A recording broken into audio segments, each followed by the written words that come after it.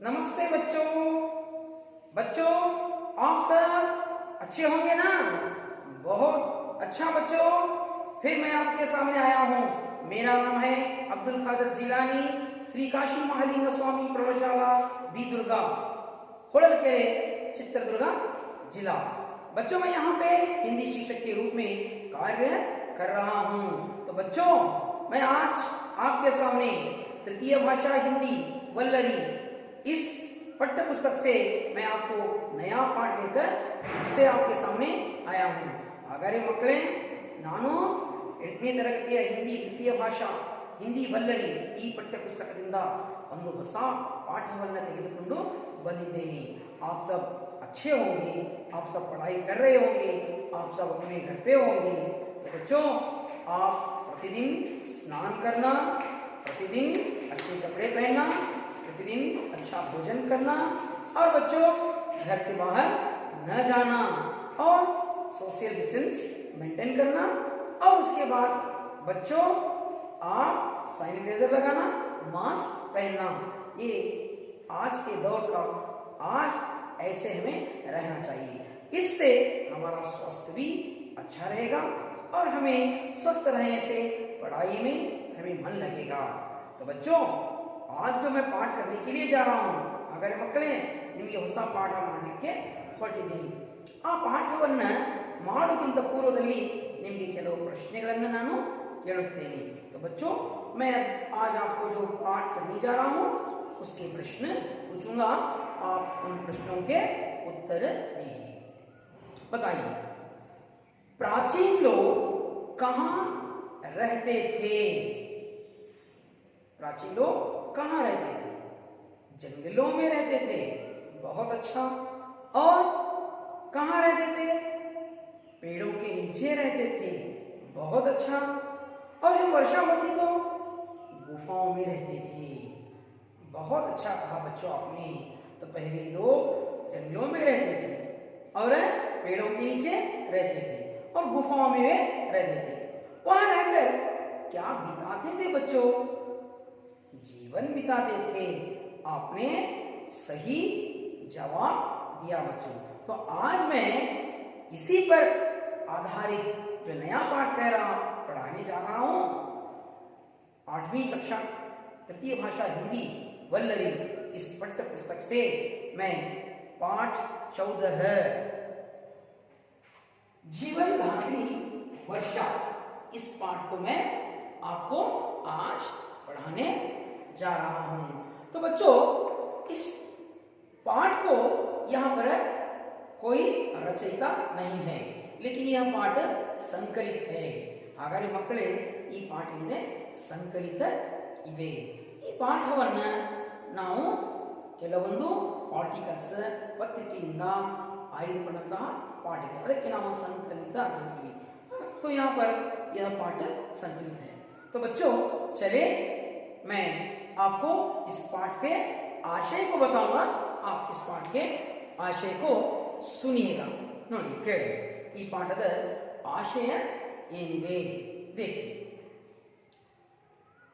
छात्र पानी के उपयोग और लाभ से परिचित होते हैं। ಹಾಗಾದರೆ ಮಕ್ಕಳು ಈ ಪಾಠದಿಂದ ನೀರಿನ ಉಪಯೋಗ ಮತ್ತು ಅದರ ಲಾಭದ ಪರಿಚಯವನ್ನು ಅರ್ಥೈಸಿಕೊಳ್ಳುವರು। तो बच्चों इस पाठ का आशय है कि छात्र पानी के उपयोग, क्योंकि आज हमें पानी का कई तरह से उपयोग करते हैं, पीने के लिए, नहाने के लिए, कपड़े धोने के लिए, बर्तन धोने के लिए और हमें बगीचे के लिए और खेतों के लिए और हमारे हर एक काम के लिए पानी की आवश्यकता है। तो उसका उपयोग कैसे कैसे होता है, इसके बारे में यहाँ पर इस पाठ के द्वारा आशय दिया गया है बच्चों।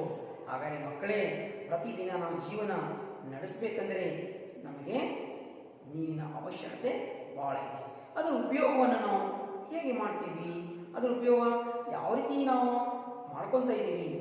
ಕುಡಿಲಿಕ್ಕೆ ಬೇಕು, ಆಮೇಲೆ ನಮಗೆ ಸ್ನಾನ ಮಾಡಲಿಕ್ಕೆ ಬೇಕು, ಪಾತ್ರೆ ತೊಳಿಲಿಕ್ಕೆ, ಬಟ್ಟೆ ತೊಳಿಲಿಕ್ಕೆ, ಮನೆ ಕಟ್ಟಲಿಕ್ಕೆ, ಅದೇ ರೀತಿಯಾಗಿ ಹೊಲ ಗದ್ದೆಗಳಿಗೆ ನಮ್ಮ ಬೆಳೆಯನ್ನು ಬೆಳಿಬೇಕಂದ್ರೆ ನೀರಿನ ಅವಶ್ಯಕತೆ ಇದೆ.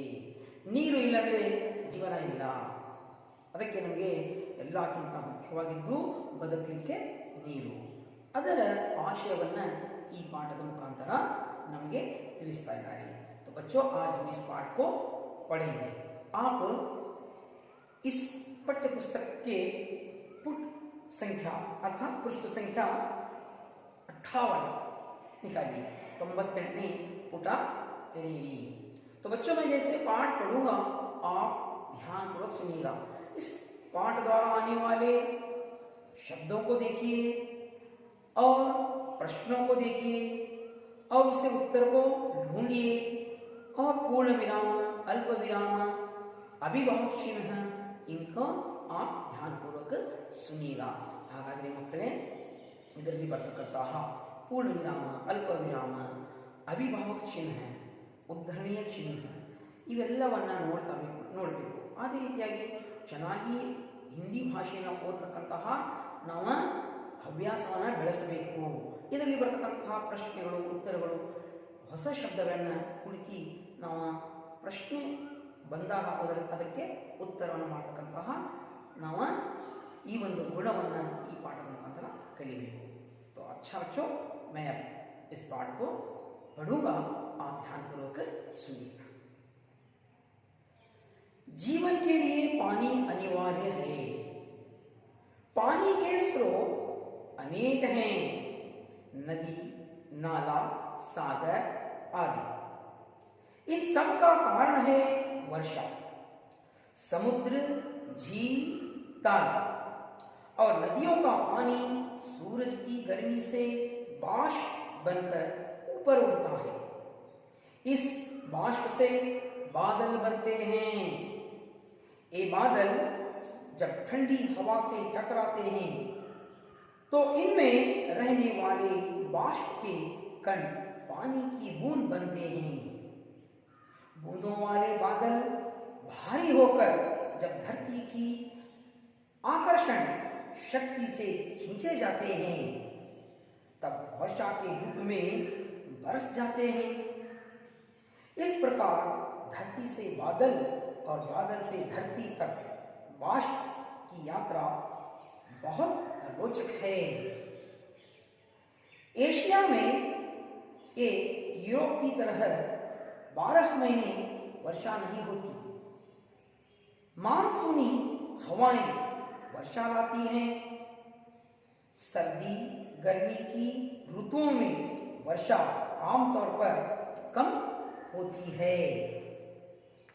इसलिए लोग वर्षा ऋतु की प्रतीक्षा करते हैं.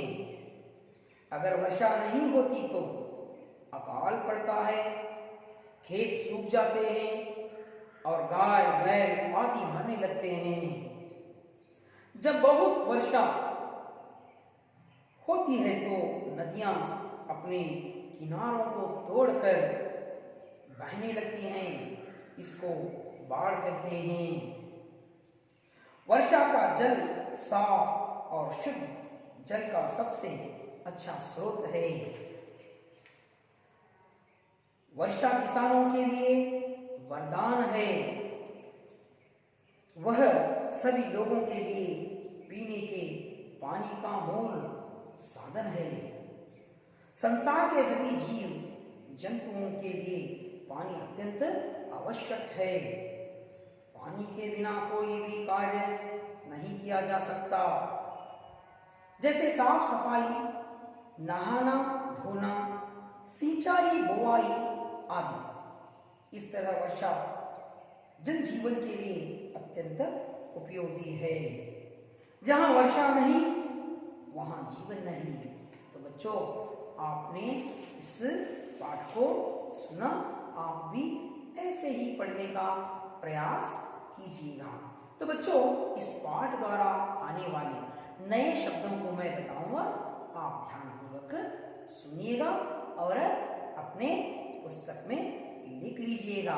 तो देखिए, नए शब्द: मूल, आधार, नाला, हल, छोटी नदी जो पतली एक तरफ बहती है।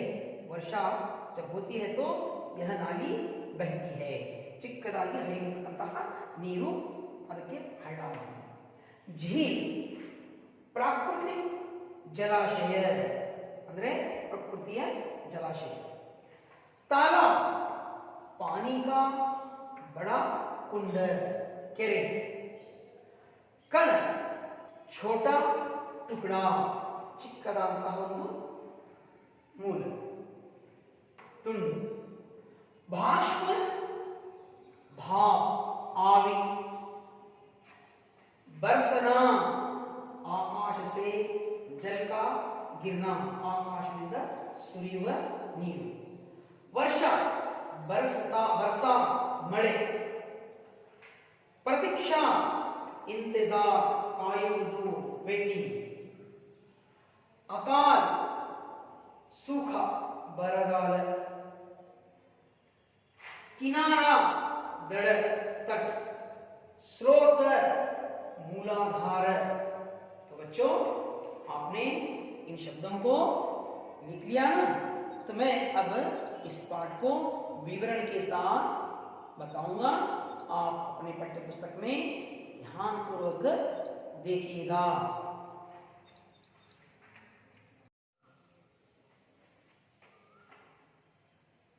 नमस्ते बच्चों. बच्चों आप सब अच्छे होंगे ना? बहुत अच्छा बच्चों. फिर मैं आपके सामने आया हूँ. मेरा नाम है अब्दुल खादर जिलानी, श्री काशी महालिंग स्वामी प्रौढ़शाला बी दुर्गा, होड़लकेरे, चित्रदुर्गा जिला. बच्चों मैं यहाँ पे हिंदी शिक्षक के रूप में कार्य कर रहा हूँ.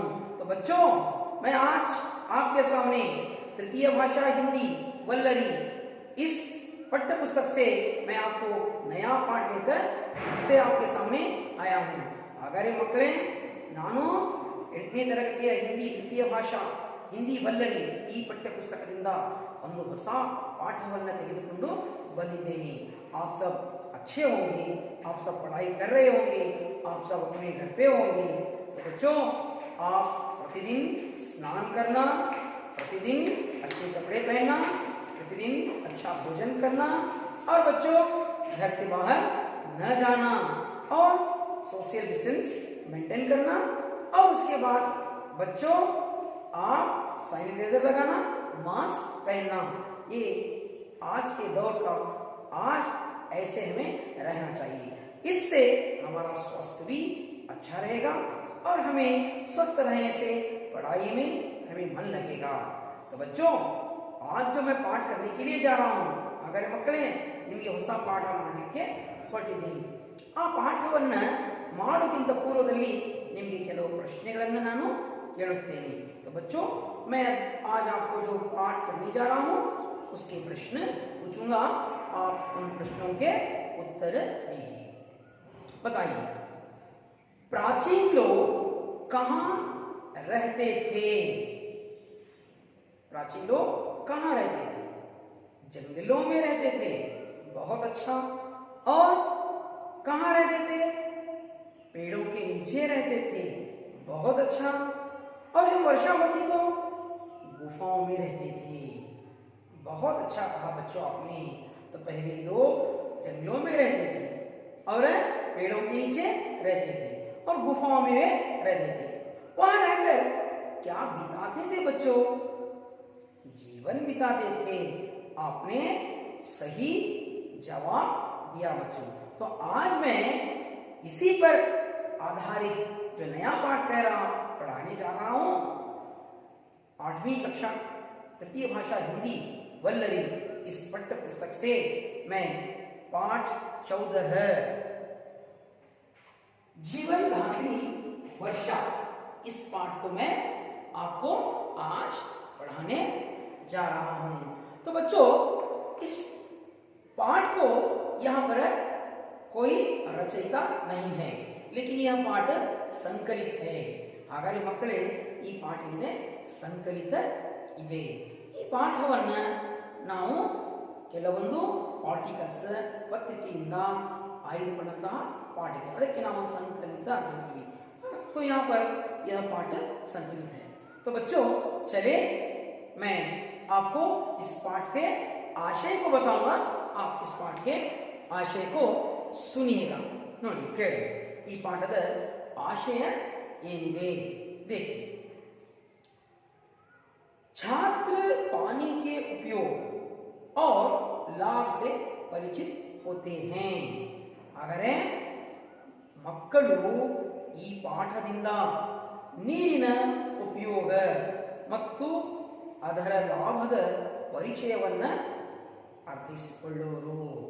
तो बच्चों इस पाठ का आशय है कि छात्र पानी के उपयोग, क्योंकि आज हमें पानी का कई तरह से उपयोग करते हैं, पीने के लिए, नहाने के लिए, कपड़े धोने के लिए, बर्तन धोने के लिए, और हमें बगीचे के लिए और खेतों के लिए और हमारे हर एक काम के लिए पानी की आवश्यकता है. तो उसका उपयोग कैसे कैसे होता है, इसके बारे में यहाँ पर इस पाठ के द्वारा आशय दिया गया है. बच्चों ಹಾಗಾದರೆ ಮಕ್ಕಳೇ, ಪ್ರತಿದಿನ ನಾವು ಜೀವನ ನಡೆಸಬೇಕಂದ್ರೆ ನಮಗೆ ನೀರಿನ ಅವಶ್ಯಕತೆ ಭಾಳ ಇದೆ. ಅದರ ಉಪಯೋಗವನ್ನು ನಾವು ಹೇಗೆ ಮಾಡ್ತೀವಿ, ಅದರ ಉಪಯೋಗ ಯಾವ ರೀತಿ ನಾವು ಮಾಡ್ಕೊತಾ ಇದ್ದೀವಿ. ಕುಡಿಲಿಕ್ಕೆ ಬೇಕು, ಆಮೇಲೆ ನಮಗೆ ಸ್ನಾನ ಮಾಡಲಿಕ್ಕೆ ಬೇಕು, ಪಾತ್ರೆ ತೊಳಿಲಿಕ್ಕೆ, ಬಟ್ಟೆ ತೊಳಿಲಿಕ್ಕೆ, ಮನೆ ಕಟ್ಟಲಿಕ್ಕೆ, ಅದೇ ರೀತಿಯಾಗಿ ಹೊಲ ಗದ್ದೆಗಳಿಗೆ ನಮ್ಮ ಬೆಳೆಯನ್ನು ಬೆಳಿಬೇಕಂದ್ರೆ ನೀರಿನ ಅವಶ್ಯಕತೆ ಇದೆ. ನೀರು ಇಲ್ಲಂದರೆ ಜೀವನ ಇಲ್ಲ. ಅದಕ್ಕೆ ನಮಗೆ ಎಲ್ಲಕ್ಕಿಂತ ಮುಖ್ಯವಾಗಿದ್ದು ಬದುಕಲಿಕ್ಕೆ ನೀರು. ಅದರ ಆಶಯವನ್ನು ಈ ಪಾಠದ ಮುಖಾಂತರ ನಮಗೆ ತಿಳಿಸ್ತಾ ಇದ್ದಾರೆ. तो बच्चों आज हम इस पाठ को पढ़ेंगे. आप इस पाठ्य पुस्तक के पुट संख्या अर्थात पृष्ठ संख्या 58 निकालिए. 98ನೇ ಪುಟ तेरी. तो बच्चों मैं जैसे पाठ पढ़ूंगा आप ध्यानपूर्वक सुनिएगा. इस पाठ द्वारा आने वाले शब्दों को देखिए और प्रश्नों को देखिए और उसे उत्तर को ढूंढिए और पूर्ण विराम, अल्प विराम, अभिभावक चिन्ह इनको आप ध्यानपूर्वक सुनिएगा. ಹಾಗಾದರೆ ಮಕ್ಕಳೇ, ಇದರಲ್ಲಿ ಬರ್ತಕ್ಕಂತಹ ಪೂರ್ಣ ವಿರಾಮ, ಅಲ್ಪ ವಿರಾಮ, ಅಭಿಭಾವಕ ಚಿಹ್ನೆ, ಉದ್ಧರಣೀಯ ಚಿಹ್ನೆ ಇವೆಲ್ಲವನ್ನು ನೋಡಬೇಕು. ಅದೇ ರೀತಿಯಾಗಿ ಚೆನ್ನಾಗಿ ಹಿಂದಿ ಭಾಷೆಯನ್ನು ಓದ್ತಕ್ಕಂತಹ ನಾವು ಹವ್ಯಾಸವನ್ನು ಬೆಳೆಸಬೇಕು. ಇದರಲ್ಲಿ ಬರ್ತಕ್ಕಂತಹ ಪ್ರಶ್ನೆಗಳು, ಉತ್ತರಗಳು, ಹೊಸ ಶಬ್ದಗಳನ್ನು ಹುಡುಕಿ ನಾವು ಪ್ರಶ್ನೆ ಬಂದಾಗ ಅದಕ್ಕೆ ಉತ್ತರವನ್ನು ಮಾಡ್ತಕ್ಕಂತಹ ನಾವು ಈ ಒಂದು ಗುಣವನ್ನು ಈ ಪಾಠದ ಮುಖಾಂತರ ಕಲಿಬೇಕು. तो अच्छा बच्चों, मैं अब इस पाठ को पढ़ूंगा, आप ध्यानपूर्वक सुनिएगा. जीवन के लिए पानी अनिवार्य है. पानी के स्रोत अनेक हैं, नदी, नाला, सागर आदि. इन सब का कारण है वर्षा. समुद्र, झील, तालाब और नदियों का पानी सूरज की गर्मी से बाष्प बनकर ऊपर उड़ता है. इस बाष्प से बादल बनते हैं. ये बादल जब ठंडी हवा से टकराते हैं तो इनमें रहने वाले बाष्प के कण पानी की बूंद बनते हैं. बूंदों वाले बादल भारी होकर जब धरती की आकर्षण शक्ति से खींचे जाते हैं तब वर्षा के रूप में बरस जाते हैं. इस प्रकार धरती से बादल और बादल से धरती तक बाष्प की यात्रा बहुत रोचक है. एशिया में एक यूरोप की तरह 12 महीने वर्षा नहीं होती. मानसूनी हवाएं वर्षा लाती हैं. सर्दी गर्मी की ऋतुओं में वर्षा आमतौर पर कम होती है. इसलिए लोग वर्षा ऋतु की प्रतीक्षा करते हैं. अगर वर्षा नहीं होती तो अकाल पड़ता है, खेत सूख जाते हैं और गाय बैल आदि मरने लगते हैं। जब बहुत वर्षा होती है तो नदियां अपने किनारों को तोड़कर बहने लगती हैं, इसको बाढ़ कहते हैं। वर्षा का जल साफ और शुद्ध जल का सबसे अच्छा स्रोत है। वर्षा किसानों के लिए वरदान है, वह सभी लोगों के लिए पीने के पानी का मूल साधन है।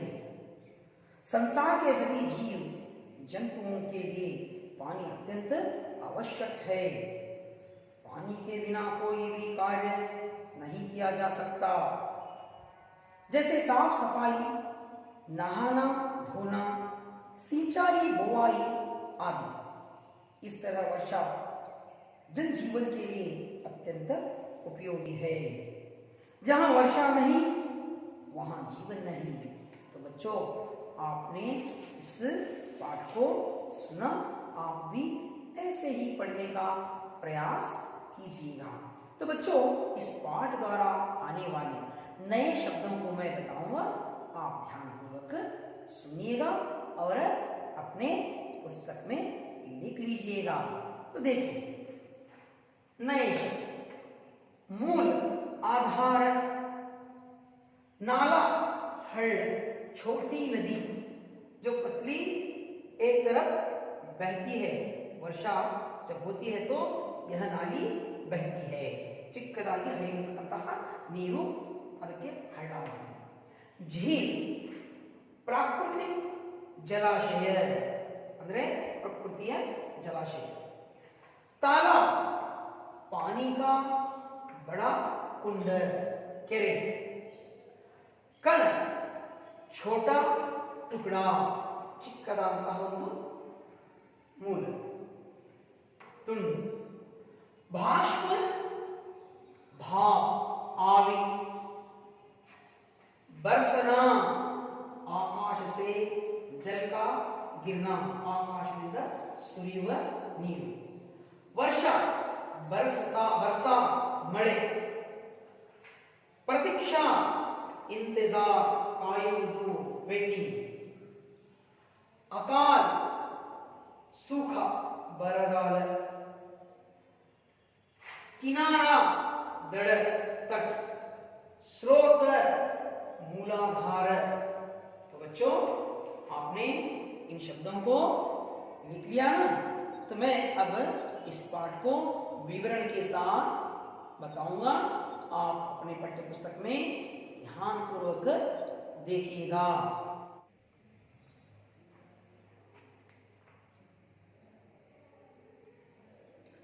तो बच्चों, अब मैं इस पाठ का विवरण आपको करते जाऊंगा, आप ध्यानपूर्वक सुनिएगा। जीवन के लिए पानी अनिवार्य है।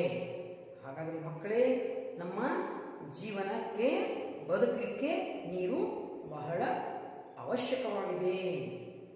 पानी के स्रोत अनेक हैं। ನೀರಿನ ಸ್ರೋತಗಳು ಹಲವಾರು ಇವೆ। ನದಿ, ನಾಲಾ, ಸಾಗರ್ ಆದಿ। ಹಾಗಾದರೆ ನದಿ, ಹಳ್ಳ, ಸಾಗರ ಇವು ಹಲವಾರು ನೀರಿನ ಸ್ರೋತಗಳಿವೆ। इन सबका कारण है वर्षा। ಹಾಗಾದರೆ ಈ ಎಲ್ಲ ನೀರು ಹೇಗೆ ಬರುತ್ತೆ? ಹಾಗಾದರೆ ಅದಕ್ಕೆ ಮಳೆಯೇ ಕಾರಣ। ಮಳೆಯಿಂದ ಇವೆಲ್ಲವೂ ತುಂಬುತ್ತವೆ। ಅದರಿಂದ ನದಿ ಹರಿಯುತ್ತೆ, ಹಳ್ಳ ಹರಿಯುತ್ತೆ, ಅದೇ ರೀತಿಯಾಗಿ ಸಾಗರದಲ್ಲಿ ಹೋಗಿ ಈ ನದಿಗಳು ಸೇರೋದ್ರಿಂದ ಸಾಗರ ವಿಶಾಲವಾಗುತ್ತೆ। ಸಮುದ್ರ, झील, तालाब। ಹಾಗಾದರೆ ಸಮುದ್ರ ಮತ್ತು झील ಹಾಗೆ ತಾಲಾಬ್। ತಾಲಾಬ್ ಅಂದರೆ ಕೆರೆ, झील ಅಂದರೆ ಝರಿ, ಅದೇ ರೀತಿಯಾಗಿ ಸಮುದ್ರ, ಸಮುದ್ರ ಅಂದರೆ ಇಲ್ಲಿ महासागर। और नदियों का पानी सूरज की गर्मी से बाष्प बनकर ऊपर उड़ता है। ಹಾಗಾದರೆ ಮಕ್ಕಳೇ, ನದಿ, ಝರಿ, ಸಮುದ್ರ ಇವೆಲ್ಲದರ ಕೆರೆಯ ನೀರು ಏನಾಗುತ್ತೆ, ಸೂರ್ಯನ ಶಾಖದಿಂದ ಬಾಷ್ಪವಾಗಿ ಮೇಲೆ ಹೋಗುತ್ತೆ. ಇದರಿಂದ ಮೋಡಗಳು ಕವಿಯುತ್ತವೆ. इस बाष्प से बादल बनते हैं. ಈ ಆವಿಯಿಂದಲೇ ಮೋಡಗಳು ಆಗುತ್ತವೆ. ये बादल जब ठंडी हवा से टकराते हैं तो इनमें रहने वाले बाष्प के कण पानी की बूंदें बन जाते हैं. ಹಾಗಾದ್ರೆ ಮಕ್ಕಳೇನಾಗುತ್ತೆ, ಈ ಮೋಡಗಳು ತಣ್ಣನೆಯ ಗಾಳಿಯಿಂದ ಏನಾಗ್ತವೆ, ಒಂದಕ್ಕೊಂದು ಏನಾಗ್ತವೆ, ಸೇರ್ಕೊಳ್ತವೆ. ಸೇರ್ಕೊಂಡಿದಾಗ ಅರ್ಥಾತ್ ಡಿಕ್ಕಿ ಆಗ್ತವೆ. ಆದಾಗ ಅದರಿಂದ ಏನಾಗುತ್ತೆ, ಮೋಡಗಳು ಒಂದಕ್ಕೊಂದು ಡಿಕ್ಕಿ ಆಗೋದ್ರಿಂದ ಅದರಿಂದ ಮಳೆ ಉಂಟಾಗುತ್ತೆ. ಅದೇ ರೀತಿಯಾಗಿ ಮಿಂಚು ಬರುತ್ತೆ. ಇದರಿಂದ ಏನಪ್ಪ ಅಂದರೆ ಈ ಮಿಂಚು ಮತ್ತು ಮೋಡಗಳು ಒಂದಕ್ಕೊಂದು ಡಿಕ್ಕಿ ಆಗೋದ್ರಿಂದ ಮಿಂಚು ಆಗುತ್ತೆ, ಅದರಿಂದ ಮಳೆ ಸುರಿಯುತ್ತೆ. तो इनमें रहने वाले बाष्प, ಇದರಲ್ಲಿರತಕ್ಕಂಥ ಬಾಷ್ಪ ಕಣಗಳು ಏನಾಗ್ತವೆ, ಪಾನಿ ಕಿ ಬೂಂದೆ ಬನ್ಕರ್, ನೀರಿನ ಹನಿಗಳಾಗಿ ಸುರಿಯುತ್ತವೆ. बूंदों वाले बादल भारी होकर जब धरती की आकर्षण शक्ति से खींचे जाते हैं. ಹಾಗಾದರೆ ಈ ಹನಿಗಳು ಏನಾಗ್ತವೆ, ಭೂಮಿಯ ಆಕರ್ಷಣೆ ಶಕ್ತಿಯಿಂದ ಏನಾಗ್ತವೆ, ಭೂಮಿ ಮೇಲೆ ಬಂದು ಬೀಳುತ್ತೆ. ಇದಕ್ಕೆ ನಾವು ಮಳೆ ಎನ್ನುತ್ತೇವೆ. ಹಾಗಾದರೆ ಎರಡು ಮೋಡಗಳು ಒಂದಕ್ಕೊಂದು ಡಿಕ್ಕಿಯಾದಾಗ ಏನಾಗುತ್ತೆ, ಮಿಂಚು ಮತ್ತು ಗುಡುಗು ಉಂಟಾಗುತ್ತೆ. ಅದರಿಂದ ಮಳೆ ಹನಿ ಸುರಿಯುತ್ತೆ. ಆ ಭೂಮಿ ಏನಾಗುತ್ತೆ, ತನ್ನ ಆಕರ್ಷಣೆಯಿಂದ, ಗುರುತ್ವಾಕರ್ಷಣೆಯಿಂದ ತನ್ನ ಕಡೆಗೆ ಎಳೆದುಕೊಳ್ಳುತ್ತೆ. ಇದರಿಂದ ಮಳೆ ಆಗತ್ತೆ. तो बच्चों आगे देखेंगे तब वर्षा के रूप में बरस जाते हैं. ಅವಾಗ ಮಳೆಗಳಾಗಿ ಇವೇನಾಗ್ತವೆ, ಸುರಿಯುತ್ತವೆ. इस प्रकार धरती से बादल और बादल से धरती तक बाष्प की यात्रा बहुत रोचक है. ಈ ರೀತಿಯಾಗಿ ಏನಾಗುತ್ತೆ, ಭೂಮಿಯ ಏನಪ್ಪ ಅಂದರೆ ಭೂಮಿಯಿಂದ ಆವಿಯಾಗಿ ನೀರು ಮೇಲೆ ಹೋಗುತ್ತೆ. ಆ ನೀರು ಏನಾಗುತ್ತೆ, ಮೋಡಗಳಾಗಿ ಕವಿಯುತ್ತೆ. ಮೋಡಗಳಲ್ಲಿ ಏನಪ್ಪ ಅಂದರೆ ಎರಡು ಮೋಡಗಳು ಒಂದಕ್ಕೊಂದು ಡಿಕ್ಕಿ ಆದಾಗ ಗುಡುಗು ಮತ್ತು ಮಿಂಚು ಉಂಟಾಗುತ್ತೆ. ಅದರಿಂದ ಮಳೆ ಸುರಿಯುತ್ತೆ. ಈ ರೀತಿಯಾಗಿ ಇದು ಏನಪ್ಪ ಅಂದರೆ ಒಂದು ಋತುಚಕ್ರ. ಏನಂದರೆ ಭೂಮಿಯಿಂದ ಆಕಾಶಕ್ಕೆ ಹೋಗ್ತಕ್ಕಂತಹ ಈ ಆವಿ ಮೋಡಗಳಾಗತ್ತೆ, ಮೋಡಗಳಾಗಿ ಮಳೆ ಆಗತ್ತೆ. ಮಳೆ ಆಗಿದಾಗ ಮತ್ತೆ ಸೂರ್ಯನ ಕಿರಣಗಳ ಇದ್ದಾಗ ಆ ನೀರು ಆವಿಯಾಗಿ ಮೇಲೆ ಹೋಗುತ್ತೆ. तो इस प्रकार बच्चों यहाँ पर हमें देखने को मिलता है कि इस नदी, सागर, झील का पानी बाष्प बनकर ऊपर जाता है और वहां पर बादल बनते हैं. वही बादल जब टकराते हैं तो उससे बिजली और वर्षा होती है. तो जहां पे जरूरत है यह पृथ्वी अपनी ओर उस वर्षा को खींचती है, तो वहां पर तब वर्षा होती है. तो यह ऋतु चक्र लगा ही रहता है बच्चों. तो आगे चलें. एशिया में यूरोप की तरह 12 महीने वर्षा नहीं होती. तो बच्चों यहाँ पर हमें इस पृथ्वी के 7 हिस्से हैं.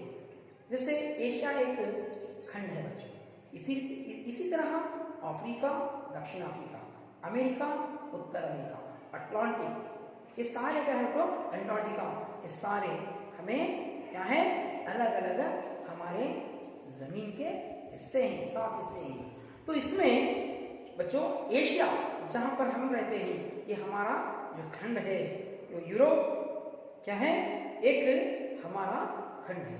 तो इसमें हम बसे हैं. तो एशिया में यूरोप की तरह, एशिया में बच्चों यूरोप एक है.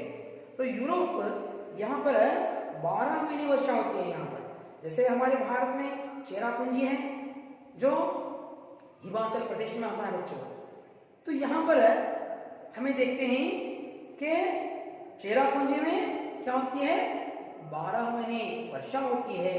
तो इसी प्रकार हम देखते हैं कि यूरोप में 12 महीने ವರ್ಷಾ ಹೋತಿ ಹೈ. ಅಂದರೆ ಮಕ್ಕಳೇ, ಏಷ್ಯಾ ಖಂಡದಲ್ಲಿ ಯುರೋಪ್ ಅಂತ ಒಂದು ಪ್ರದೇಶ ಬರುತ್ತೆ. ಆ ಪ್ರದೇಶದಲ್ಲಿ ಏನಪ್ಪ ಅಂದರೆ ವರ್ಷದ 12 ತಿಂಗಳು ಮಳೆ ಸುರಿಯುತ್ತೆ. ಮಾನ್ಸೂನಿ ಹವಾಯಿ ವರ್ಷ ಲಾತಿ ಹೇ. ಹಾಗಾದರೆ ಮಾನ್ಸೂನ್ ಗಾಳಿಗಳು ಮಾರುತವನ್ನು ತೆಗೆದುಕೊಂಡು ಬರುತ್ತವೆ, ಮೋಡಗಳನ್ನು ತೆಗೆದುಕೊಂಡು ಬರುತ್ತವೆ, ಅದರಿಂದ ಮಳೆಯಾಗುತ್ತವೆ. सर्दी गर्मी की ऋतुओं में वर्षा आमतौर पर कब होती है. ಚಳಿಗಾಲದಲ್ಲಿ ಮತ್ತು ಬೇಸಿಗೆ ಕಾಲದಲ್ಲಿ ನಾವು ನೋಡಿದಂಗೆ ಮಳೆ ತುಂಬ ಕಡಿಮೆ ಆಗುತ್ತೆ. इसलिए लोग वर्षा ऋतु की प्रतीक्षा करते हैं. ಅದಕ್ಕಾಗಿ ಜನ ಏನು ಮಾಡ್ತಾರೆ ಮಕ್ಕಳೇ, ಮಳೆಗೆ ಕಾಯ್ತಾರೆ. ಯಾವಾಗ ನಮಗೆ ಬಿತ್ತನೆ ಪ್ರಾರಂಭ ಆಗುತ್ತೆ, ಮೇ ಮತ್ತು ಜೂನ್ ತಿಂಗಳಲ್ಲಿ ನಾವು ಮಾಡ್ತೀವಿ. ನಮ್ಮ ಭಾರತದ ವಾಯುಮಾನ ಪ್ರಕಾರ ಬ್ರಿಟಿಷರು ಮಾಡಿದಂಗೆ ಜೂನ್ 7 ಈ ಒಂದು ಮಾನ್ಸೂನ್ ಮಳೆಗಳು ಪ್ರಾರಂಭ ಆಗತಕ್ಕಂತಹ ದಿನವನ್ನು ಸೂಚನೆ ಮಾಡಿದರು. ಇಲ್ಲಿಂದ ಏನಪ್ಪ ಅಂದರೆ ನಮ್ಮ ಭಾರತಕ್ಕೆ ಮಾನ್ಸೂನ್ ಏನಾಗುತ್ತೆ, ಪ್ರಾರಂಭವಾಗುತ್ತೆ ಜೂನ್ 7ರಿಂದ. ಇಲ್ಲಿ ನಾವು ನೋಡಿದಂಗೆ ಈ ಒಂದು ಜೂನ್ 7ರಿಂದ ಮಳೆ ಪ್ರಾರಂಭ ಆಗ್ತಂದರೆ ಅದಕ್ಕೆ ಮುಂಚಿತವಾಗಿ ನಾವು ನಮ್ಮೆಲ್ಲ ರೈತರು ತಮ್ಮ ಹೊಲ ಗದ್ದೆಗಳನ್ನು ಏನು ಮಾಡ್ಕೊತಾರೆ, ಶುಚಿ ಮಾಡ್ಕೊತಾರೆ, ಅದಕ್ಕೆ ಬಿತ್ತನೆಗೆ ಸಿದ್ಧತೆ ಮಾಡ್ಕೊತಾರೆ. ಯಾವ ರೀತಿಯಾಗಿ ಮಳೆ ಪ್ರಾರಂಭ ಆಗುತ್ತೆ ಅವರು ಮಾಡ್ತಾರೆ, ತಮ್ಮ ಬಿತ್ತನೆಯನ್ನು प्रारंभ करता है. तो यहाँ पर भारत में इसलिए हम देखते हैं कि लोग वर्षा ऋतु की प्रतीक्षा करते हैं. मಳೆ ಮಾಡ್ತಾರೆ, ಕಾಯ್ತಾರೆ. अगर वर्षा नहीं होती तो अकाल पड़ता है. ಹಾಗಾದರೆ ಮಕ್ಕಳೇ, ಯಾವಾಗ ಈ ಮಳೆ ಪ್ರಾರಂಭ ಆಗಲಿಲ್ಲ, ಮಳೆ ಆಗದೇ ಇದ್ರೆ ನಾವೇನಕ್ಕೆ ಬರಗಾಲ ಅಂತೀವಿ. ನಾವು ಎಷ್ಟೋ ಸರಿ ನೋಡಿದ್ವಿ, ಏನಾಗುತ್ತೆ ಅಂದರೆ ಮಳೆ ಆಗದೆ ಬರಗಾಲ ಆಗೋದ್ರಿಂದ ರೈತರು ಬೀದಿ ಪಾಲಾಗ್ತಾರೆ. ಅವರಿಗೆ ಬಡತನದಲ್ಲಿ ಏನಪ್ಪ ಅಂದರೆ ಅವರ ಸಾಲಗಳು ಹೆಚ್ಚಾಗ್ತವೆ. ಆಮೇಲೆ ನಮಗೆ ದವಸ ಧಾನ್ಯಗಳು, ಆಹಾರ ಸಿಗೋದಿಲ್ಲ. ಬಿತ್ತನೆಗೆ ಬೀಜ ಹಾಕಿದಂಥ ಬಿತ್ತನೆ ಬೀಜ ಏನಾಗುತ್ತೆ, ನಶಿಸಿ ಹೋಗುತ್ತೆ. ಯಾಕಂದರೆ ಮಳೆ ಬಾರದೇ ಇರೋದ್ರಿಂದ ಅವರು ಕಂಗಾಲಾಗ್ತಾರೆ. ಹಾಗಾದರೆ ನಾವು ನೋಡ್ತೀವಿ, ಬರಗಾಲ ಏನಾದರೂ ಬಂದರೆ ರೈತರ ಜೀವನ ಏನಪ್ಪ ಅಂದರೆ ಬಹಳ ತುಂಬ ಘೋರವಾದಂತಹ ಜೀವನ.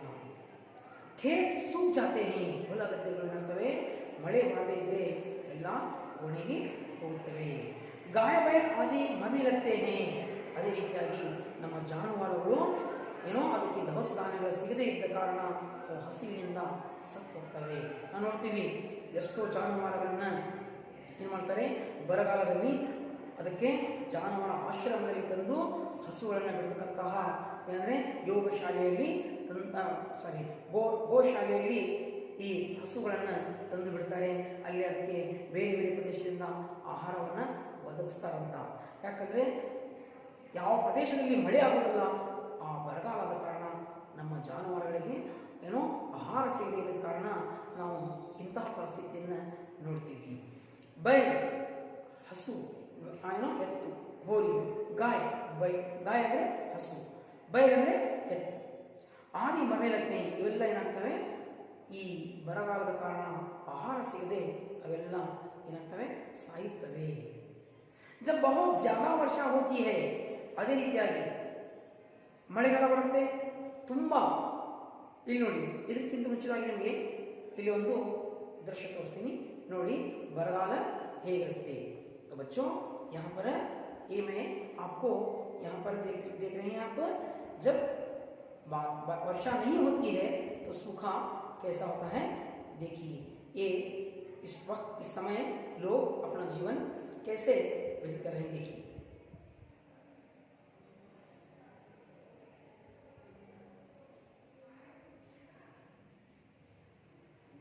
देखा कि नहीं. आगे जब बहुत ज्यादा वर्षा होती है, इसी प्रकार बच्चों जब बहुत ज्यादा वर्षा होती है तो नदियां अपने किनारों को तोड़कर बहने लगती हैं. ಅವಾಗ ಏನಾಗುತ್ತಂದ್ರೆ ತುಂಬಾ ಮಳೆ ಆದರೆ ನದಿಗಳು ತನ್ನ ಸ್ಥಾನವನ್ನು ಬಿಟ್ಟು ಏನಾಗ್ತವೆ, ಮುರಿದು ರಭಸವಾಗಿ ಹರಿತವೆ. ಅವಾಗ ಏನಾಗುತ್ತೆ ನೋಡಿ, इससे इसको बाढ़ कहते हैं. ಇದಕ್ಕೆ ನಾವು ಏನಂತೀವಿ, महापूर अंतीवी. ಈ ದೃಶ್ಯವನ್ನು ನೋಡಿ. स्थानों पर पहुंचाया गया है. कई लोग अब भी लापता हैं.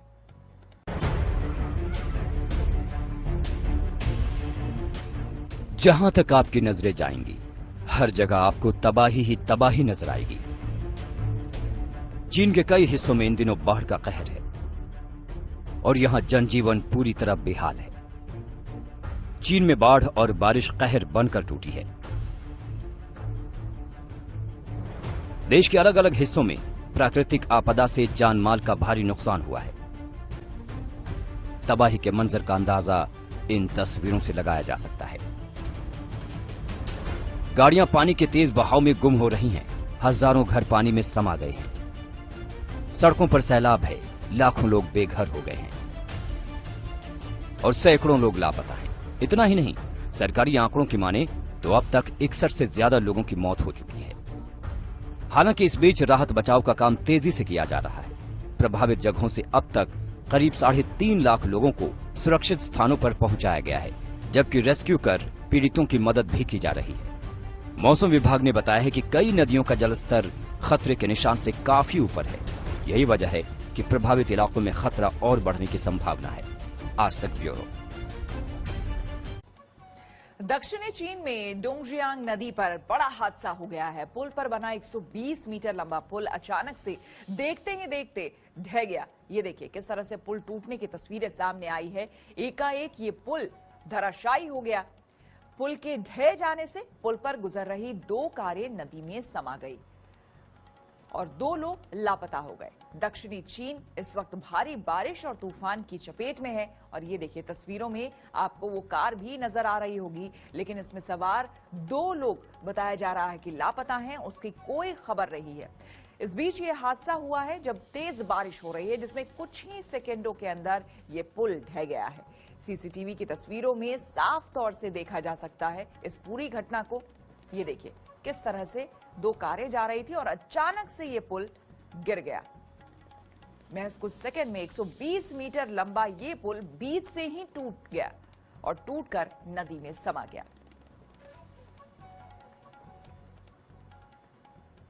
लुधियाना में शुक्रवार तड़के एक-एक कर 3 गारमेंट कंपनी।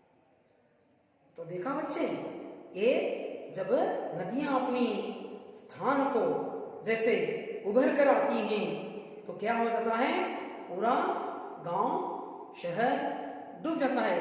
देखो यहाँ पर कितनी गाड़ियां बह रही हैं, लोग क्या है अपने घर से बेघर हो रहे हैं। तो इनके सारे दृश्यों को देखने से ऐसा लगता है कि जब वर्षा बहुत ज्यादा हो जाती है तो नदियां अपने किनारों को तोड़कर बहने लगती हैं।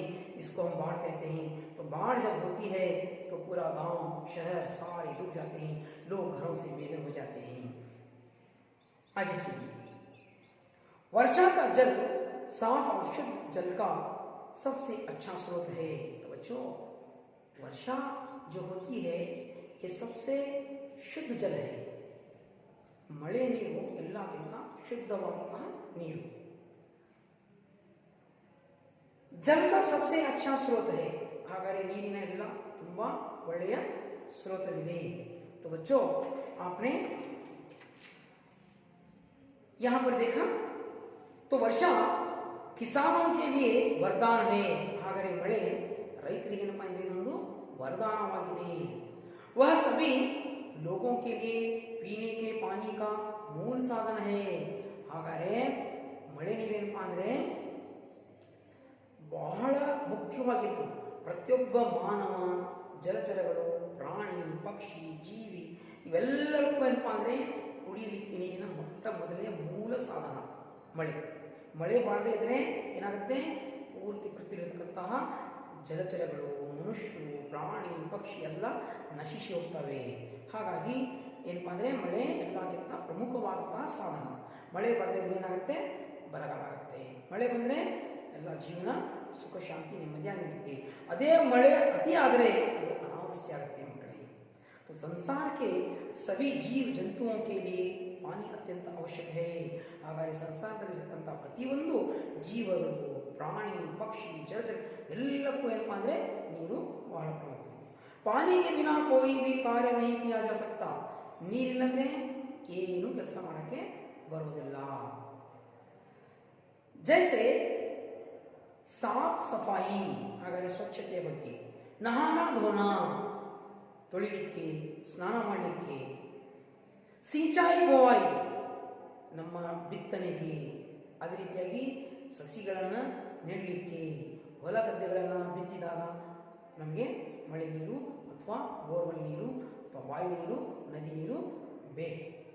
इस तरह वर्षा जनजीवन के लिए अत्यंत उपयोगी है।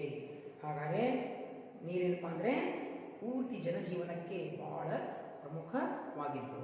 तो बच्चों आप इस पाठ को समझ गए होंगे, समझ लिया ना बच्चों। तो हमें आज कौन सा पाठ पढ़ रहे हैं? जीवन धात्री वर्षा। तो वर्षा से क्या लाभ है और वर्षा नहीं होती तो क्या होता है, और इसी तरह वर्षा जब ज्यादा होती है तो क्या होता है, इसको आप जान लिया। और किसान का क्या है नहीं, जीवन वर्षा पर ही निर्भर है। तो बच्चों आपने इस पाठ को ಧ್ಯಾನಪೂರ್ವಕ ಸುನಾ। ಹಾಗಾದರೆ ಮಕ್ಕಳೇ ಈ ಪಾಠವನ್ನು ತುಂಬಾ ಚೆನ್ನಾಗಿ ಕೇಳಿದಿರಿ। ಹಾಗಾದರೆ ಇದರಲ್ಲಿ ಬರ್ತಕ್ಕಂತಹ ಪ್ರಶ್ನೆಗಳನ್ನು ನಾನು ನಿಮಗೆ ಕೇಳ್ತೀನಿ, ಆ ಪ್ರಶ್ನೆಗಳಿಗೆ ತಾವು उत्तरವನ್ನು ಕೊಡಲಿಕ್ಕೆ प्रयत्न ಮಾಡಿ। तो बच्चों मैं इस पाठ द्वारा आने वाले प्रश्नों को पूछूंगा, आप उन प्रश्नों के उत्तर दीजिएगा। तो पहला प्रश्न है, जीवन के लिए क्या अनिवार्य है? कौन बताएंगे? ओ घनश्याम तुम बताओगे? ओ बताओ, जीवन के लिए क्या अनिवार्य है? गुरुजी जीवन के लिए पानी अनिवार्य है। बिल्कुल घनश्याम तुमने बहुत अच्छा उत्तर दिया। पानी के बिना हमारा जीवन ही नहीं है, तो हमसे हमें क्या आवश्यक है? पानी अनिवार्य है हमें। बहुत अच्छा।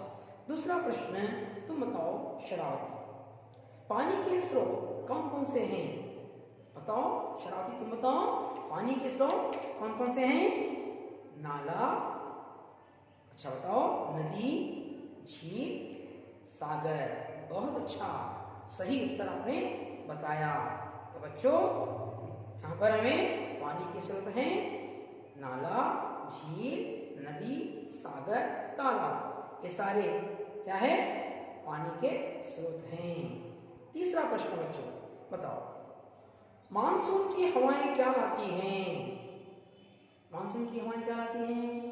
मानसून की हवाएं वर्षा लाती हैं। तो बिल्कुल आपने सही उत्तर दे दिया। तो बच्चों मैं अब आपको गृह कार्य दूंगा, आप इस गृह कार्य को लिखकर लाइएगा।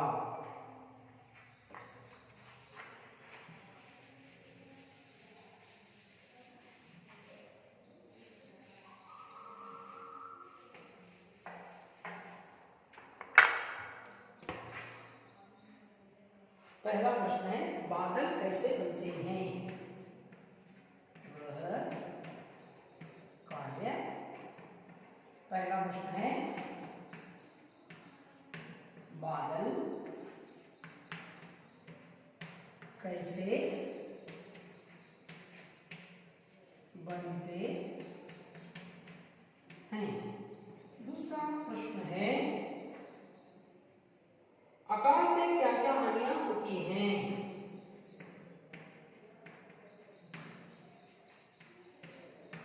अकाल से क्या क्या हानियां होती हैं?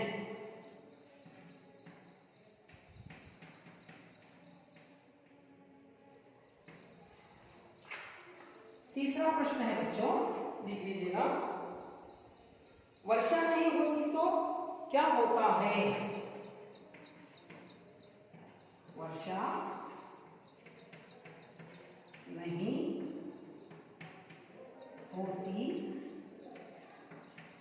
तो क्या होता है?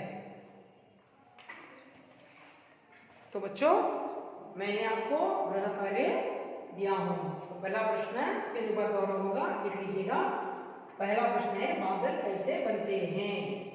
दूसरा प्रश्न है, अकाल से क्या क्या हानियां होती हैं? तीसरा प्रश्न है, वर्षा नहीं होती तो क्या होता है? तो बच्चों आप इन प्रश्नों के उत्तर लिखकर लाइएगा और अपने शिक्षक से बताइएगा। तो बच्चों मैं फिर अगले पाठ द्वारा आपसे मिलूंगा। तब तक के लिए मैं विदा लेता हूँ आपसे।